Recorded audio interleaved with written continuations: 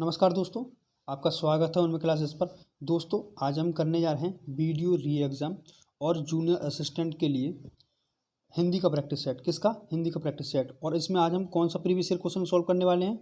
Junior assistant का जो exam हुआ था 4 तारीख में, JA 2019 वाला, ठीक है, जूनियर असिस्टेंट 2019 का जो एग्ज़ाम हुआ था ना, उसका फर्स्ट शिफ्ट का प्रैक्टिस सेट करने जा रहे हैं हम, ठीक है। फर्स्ट शिफ्ट का प्रीवियस ईयर क्वेश्चन सेट है। इसमें आज हिंदी के क्वेश्चन करेंगे।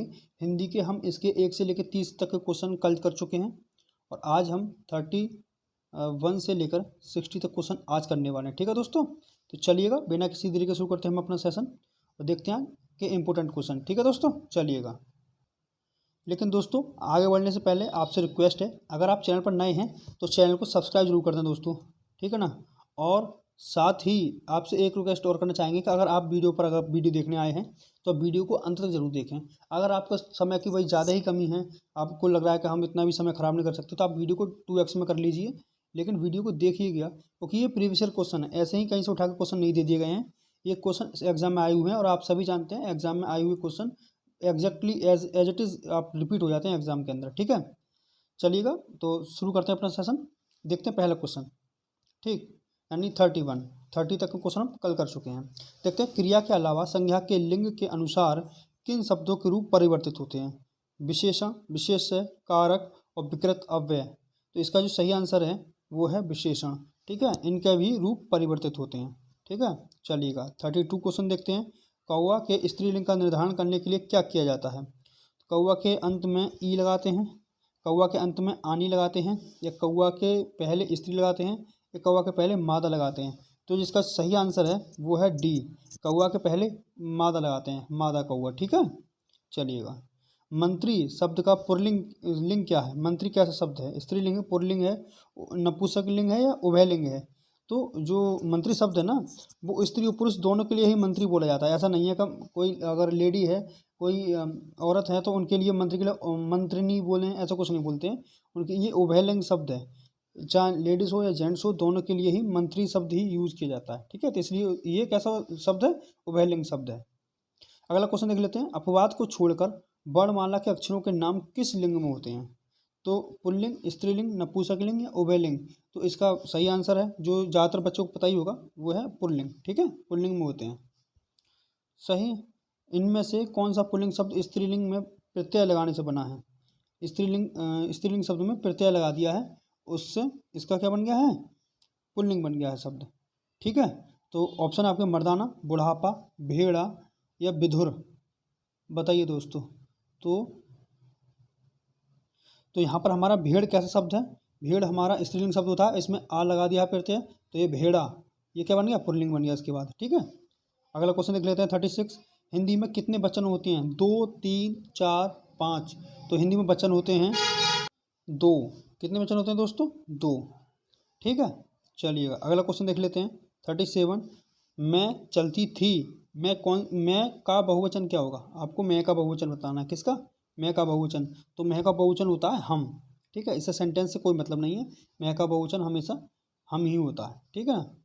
और तू का तुम, ठीक। चलिएगा, इकारांत शब्द संज्ञा को बहुवचन बनाते समय क्या किया जाता है? इकारांत शब्द चाहते हैं तो अंतिम स्वर में के बाद यहाँ लगा देते हैं, अंतिम स्वर को हटाकर यहाँ लगा देते हैं, यहाँ पर बाद, यहाँ पर हटाकर, ठीक है, कंफ्यूज मत होना। ई को हर्षु करके अंतिम स्वर के बाद यहाँ लगा देते हैं, या ई को हर्षु करके अंतिम स्वर के बाद ओ लगा देते हैं। क्या लगा देते हैं? ओ लगा देते हैं। तो इसका जो सही आंसर है दोस्तों वो है ये ऑप्शन नंबर सी, ई को हर्षु करके अंतिम स्वर के बाद यहाँ लगा देते हैं, ठीक है। जैसे एक शब्द ले लेते हैं, नारी, ठीक है, नारी।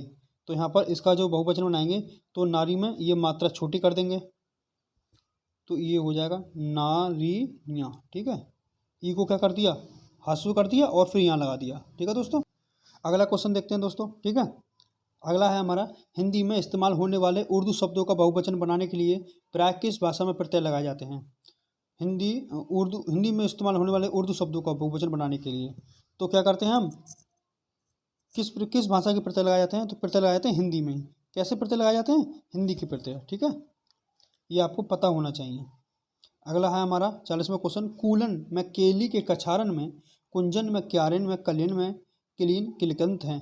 तो इसमें इस पंक्ति में कौन सा अलंकार है? तो आप समझ गए होंगे, ये है अनुप्रास, क्योंकि एक ही वर्ड बार बार रिपीट हो रहा है, एक ही शब्द यहाँ पे। ठीक है दोस्तों, चलिएगा, कौन सा अनुप्रास है, सॉरी कौन सा अलंकार है? अनुप्रास अलंकार है। ठीक है, चलिएगा, ये काफ़ी इजी था। ये है थोड़ा सा हटके, इसमें थोड़ा सा आपको टाइम लग सकता है सोचने का। माला फेरत जुग भया, फिरा न मन का फेर, कर का मन का डारी दे, मन का फेर। तो यहाँ पर मन का कई बार आया है। ठीक, ये है देखो, एक बार मन का, ये मन का, एक बार ये मन का। तो आपको बताना है कि इसमें कौन सा अलंकार है। तो जब एक ही शब्द कई बार आए और उसके अर्थ भी अलग अलग हों, तो वहाँ पर क्या हो जाता है? यमक अलंकार। ठीक है, क्या हो जाता है? यमक अलंकार। जैसे एक उदाहरण है ना, कनक कनकते सौगुने, आपने ये बहुत इजीली पढ़ रखा होगा, वही याद रहता है ज़्यादातर। लेकिन एक क्या नाम है, एक उदाहरण ये भी रहेगा। ठीक है, 42वां क्वेश्चन देख लीजिए। काव्य की शोभा बढ़ाने वाले सब धर्मों को अलंकार कहते हैं। धर्मों को अलंकार कहते हैं। इस शब्द में प्रयुक्त धर्म शब्द का अर्थ क्या है? धर्म क्या दर्शाना चाह रहे हैं यहाँ पर? मजहब को दर्शा रहे हैं, ये गुण को दर्शा रहे हैं, सत्कर्म को या कर्तव्य को? तो यहाँ पर जो धर्म का शब्द इस्तेमाल हुआ है, तो इस धर्म का अर्थ है यहाँ पर गुण। क्या है? गुण। ठीक है दोस्तों, अगला क्वेश्चन हमारा 43। तरनी तनुजा तट तमाल, तरुबर बहु छाए, झुके कूण सो जल परसन, हित मनहु सुहाए। इस कविता में दूसरी पंक्ति में कौन सा अलंकार है? ठीक है, तो आपको दूसरी पंक्ति का क्या बताना है? अलंकार बताना है। तो इसका जो सही आंसर है वो है उत्प्रेक्ष अलंकार। ठीक है, उत्प्रेक्ष अलंकार कैसे है? क्योंकि यहाँ पर देखो, मनहु, जनहु, मनहु, ऐसे शब्द जहाँ पर यूज होते हैं वहाँ पर उत्प्रेक्ष अलंकार होता है। यही इसकी पहचान होती है उत्प्रेक्ष अलंकार की। ठीक है दोस्तों, चलिएगा, अगला क्वेश्चन है 44। आमरण में कौन सा समास है? तत्पुरुष, तो अव्ययभाव, द्वंद्व या द्विगु? तो आमरण। ठीक है ना, तो यहाँ पर कौन सा समास होता है? आ जाए या फिर यथा आ जाए तो यहाँ प्रति, तो यहाँ पर क्या होता है? अव्यय भाव होता है। कौन सा समास होता है? अव्यय भाव। 45 देख लेते हैं अब। द्वंद्व समास का उदाहरण कौन सा होता है? सॉरी दोस्तों, द्वंद्व समास में कौन सा पद प्रधान होता है, ये क्वेश्चन है। तो पूर्व पद, उत्तर पद, दोनों पद प्रधान, तीसरा कोई पद प्रधान। ठीक है, तो द्वंद्व समास में दोस्तों दोनों पद क्या होते हैं? प्रधान होते हैं। ठीक है, चलिएगा दोस्तों, देखते हैं अगला नेक्स्ट क्वेश्चन 46। सूक्ति का सही संधि विच्छेद करना है। तो सूक्ति का सही संधि विच्छेद होगा सु प्लस उक्ति। सु, ये वाला सु आएगा। ठीक है, ना कि ये। ठीक, ये वाला नहीं होगा। आप इन भी कन्फ्यूज होंगे इन दोनों में, इन दोनों से तो आपको पहले ही नेगलेक्ट कर दोगे। इन दोनों में कन्फ्यूजन होने की संभावना है, तो यहाँ पर ये वाला सही होगा। ठीक है, चलिएगा 47 देख लेते हैं अपना क्वेश्चन। नरेश का सही संधि विच्छेद ना प्लस ईस, नर प्लस ईस, नरेश। ठीक है, ये वाला ऑप्शन डी। ठीक, चलिएगा। तथैव का सही संधि विच्छेद तथा एव, तथा एव, ऑप्शन ए। क्या आ जाएगा हमारा? Option A. ठीक है दोस्तों, चलिएगा, देखते हैं हम अपना नेक्स्ट क्वेश्चन। नेक्स्ट क्वेश्चन है हमारा अत्याचार। अत्याचार का संधि विच्छेद क्या होगा? तो अत्याचार का संधि विच्छेद होगा अति आचार, अति आचार। ठीक है दोस्तों, चलिएगा 50 क्वेश्चन देखते हैं। नाविक का सही संधि विच्छेद क्या है? नाविक का होगा 9 + 1। ठीक है, ये ऐसे संधि विच्छेद हैं जो आपको अक्सर आपने पढ़े होते हैं और आपको याद होने भी चाहिए। अगर आप तैयारी कर रहे हैं तो आपको इतना ज्ञान तो होना ही चाहिए। ठीक है दोस्तों, उज्ज्वल का सही संधि विच्छेद क्या है? तो उज्ज्वल ये एक व्यंजन संधि है और इसका सही आंसर होगा उत्ज्वल। कौन सा? उत्ज्वल। ठीक है, कैसी संधि है? व्यंजन संधि है। दिगंबर, ये भी व्यंजन संधि है और इसका सही उत्तर होगा दिक् प्लस अंबर। ठीक है, दिक् प्लस अंबर। आप कंफ्यूज मत होना, यहाँ पर दिगंबर है ना, तो लोग क्या करते हैं दिक् प्लस अंबर कर आते हैं, जो कि गलत है पूरी तरह से। ठीक है दोस्तों, चलिएगा 53 क्वेश्चन देख लेते हैं दोस्तों। उल्लंघन का सही विच्छेद क्या होगा? संधि विच्छेद, सही संधि विच्छेद क्या होगा? तो इसका उत्लंघन। कौन सा? उत्लंघन। ठीक है दोस्तों, नेक्स्ट क्वेश्चन देखते हैं दोस्तों। नेक्स्ट है 54 हमारा। निम्न में से शुद्ध वाक्य का चयन कीजिए। तो शुद्ध वाक्य आपको पहचानना है। बाल पक जाने से कोई अनुभवी नहीं हो जाता, बाल पक जाने से लोग अनुभवी हो जाता है, बाल पक जाने से ही लोग अनुभवी होता है, बाल पक जाने से लोगों का अनुभव बढ़ते हैं। तो आप एक चीज़ देख रहे हैं, आपको खुद फील होगा आपको पढ़ने में कौन कौन सा सेंटेंस गलत है। देखो, वी बिल्कुल गलत है, पक जाने से लोग अनुभवी हो जाता है, तो कई जब लोगों की बात हो रही तो वो जाते हैं आना चाहिए था। सी वाला भी हमारा गलत है, बाग पक जाने से लोग अनुभवी होता है, यहाँ पे भी वही एक वचन का चक्कर है। और डी में देख लीजिए, बाल पक जाने से लोगों का अनुभव बढ़ते हैं, बढ़ता है, अनुभव बढ़ता है तो तब तो कुछ समझ में आता भी। तो ये 3 गलत है, तो हमारा बचा क्या? Option A. ऑप्शन ए ही हमारा सही होगा। तो 55 क्वेश्चन देख लेते हैं। निम्नलिखित में से शुद्ध वाक्य का चयन कीजिए। कृपया करके खुले पैसे दें। कृपया खुले पैसे देने की कृपया करें। कृपया खुले पैसे दें। कृपया खुले पैसे देने की कृपा करें।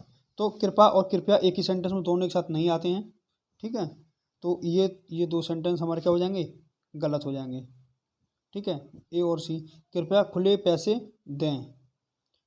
तो हमारा जो सही आंसर होगा यहाँ पर वो होगा ये ऑप्शन नंबर सी। तो यहाँ पर देखो, कृपया करके, आपको नहीं लग रहा थोड़ा सा अजीब सा नहीं लग रहा सेंटेंस? कृपया करके खुले पैसे दे, कृपया लगा रहे हैं करके। तो यहाँ पर जो सही सेंटेंस, सही ऑप्शन हमारा वो है ऑप्शन सी, कृपया खुले पैसे दें, ठीक है दोस्तों। चलिएगा 56 हमारा ऑप्शन क्वेश्चन देख लेते हैं। निम्नलिखित में से शुद्ध वाक्य का चयन कीजिए। चिड़िया ने दनादन 5 दाना चुन गई। तो ये तो कहीं से कहीं तक सही नहीं लग रहा। चिड़िया दनादन 5 दाने चुग गई। चिड़िया दनादन 5 दाना चुग गई, ये भी गलत लग रहा है। अभी इसको होल्ड करके रखते हैं सेकंड वाले के लिए। चिड़िया दनादन 5 दाना चुग गई, तो ये भी गलत। तो हमारा सही क्या हो गया? ऑप्शन बी, ठीक है, 5 दाने चुग गई। 5 दाने थे, 5 के 5 दाने एक साथ में चुन गई, तो दनादन लिख दिया उन्होंने। निम्न 57 हमारा क्वेश्चन है। निम्नलिखित में से शुद्ध वाक्य का चयन कीजिए। भारत में चंद्रयान 2 लॉन्च किए हैं, ये गलत लग रहा है, बोलने से गलत लग रहा है। वी है, भारत में चंद्रयान 2 की लॉन्च की है, ये भी गलत है पढ़ने में। भारत ने चंद्रयान 2 लॉन्च किए हैं, ये भी गलत है। चंद्रयान 1 ही क्या था? विमान था। भारत ने चंद्रयान 2 लॉन्च किया है, यही हमारा क्या है? सही आंसर है, ठीक है दोस्तों। चलिएगा, बाकी सब में क्या है? अशुद्धियाँ हैं। 58 क्वेश्चन हमारा। निम्नलिखित में शुद्ध वाक्य का चयन कीजिए। बत्तखों का झुंड पानी में तैर रहा था। बत्तखों का झुंड पानी में, बत्तखों के झुंड, यहाँ पर का है और यहाँ पर के है, और बत्तखों का झुंड पानी में तैर रहे थे। बत्तखों का झुंड पानी में तैरते थे, तो यहाँ पर जो सही आंसर है वो ऑप्शन ए, बत्तखों का झुंड पानी में तैर रहा था, ठीक है दोस्तों। चलिएगा 59 क्वेश्चन देख लेते हैं। निम्नलिखित में शुद्ध वाक्य का चयन करना है यहाँ पर भी। हमारा यहाँ पर ऑप्शन ए है, नदियों के पानियों से, नदियों को पानियों से क्या होता है? यहाँ पर पानी है, वहाँ तो गलती कर दीजिए, ये कुछ नहीं होता है। पानियों बहुवचन नहीं होता पानी का कोई, ये पानियों, ठीक है, ये गलत हो गए, दोनों ही गलत हो गए हमारे, ए और बी दोनों ही, क्योंकि दोनों में पानी दे रखा है। नदियों के पानी से सिंचाइयाँ की जाती हैं, नहीं, ये भी गलत है। सिंचाइयाँ, सिंचाई की प्रक्रिया है, यहाँ पर सिंचाइयाँ नहीं होगी, यहाँ पर सिंचाई ही आएगा। तो ऑप्शन हमारा डी सही है। क्या सही है? ऑप्शन डी सही है। तो दोस्तों जरूरी नहीं है कि आपको कुछ चीज़ें आनी ही चाहिए, कुछ चीज़ें बोलने से ही समझ जाएंगे क्या चीज़ गलत है क्या चीज़ सही है। अगला क्वेश्चन देख लेते हैं दोस्तों, जो कि हमारा आज का लास्ट क्वेश्चन रहेगा। 60वां क्वेश्चन है हमारा। आदमी बनना मुहावरे का उपयुक्त अर्थ है। किसी अन्य जीव का आदमी में परिवर्तित होना, आदमी जैसा दिखना, अच्छा व्यवहार करना, कृत्रिम ढंग से आदमी का प्रतिरूप बनना। तो यहाँ पर जो सही ऑप्शन है वो है अच्छा व्यवहार करना। कहते हैं कि आदमी बन, थोड़ा अच्छा व्यवहार करना सीख, ठीक है, इस तरीके से। तो दोस्तों ये थे आज के हमारे टॉप हिंदी के क्वेश्चन, जिसमें हमने आज 30 क्वेश्चन किए हैं, और आगे भी हम अगला सेट करेंगे, उसमें भी सेकंड डे का सेट रहेगा, वो करेंगे हम आगे के 2 दिनों में। तो दोस्तों आपको ये क्वेश्चन कैसे लगे आप कमेंट बॉक्स में ज़रूर बताएं। अगर किसी भी क्वेश्चन के आंसर में आपको कोई डाउट लगता है तो आप कमेंट बॉक्स में ज़रूर छोड़ें, उसका आंसर देने का आपको ज़रूर प्रयास किया जाएगा। और दोस्तों अगर आप चैनल पर नए हैं तो चैनल को सब्सक्राइब जरूर कर लें, और आपका वीडियो को अंत तक देखने के लिए धन्यवाद। अब के लिए बाय, और मिलते हैं आपको नेक्स्ट सेशन के साथ में। तब तक के लिए अपना ध्यान रखें और अपनी पढ़ाई करते रहें। धन्यवाद।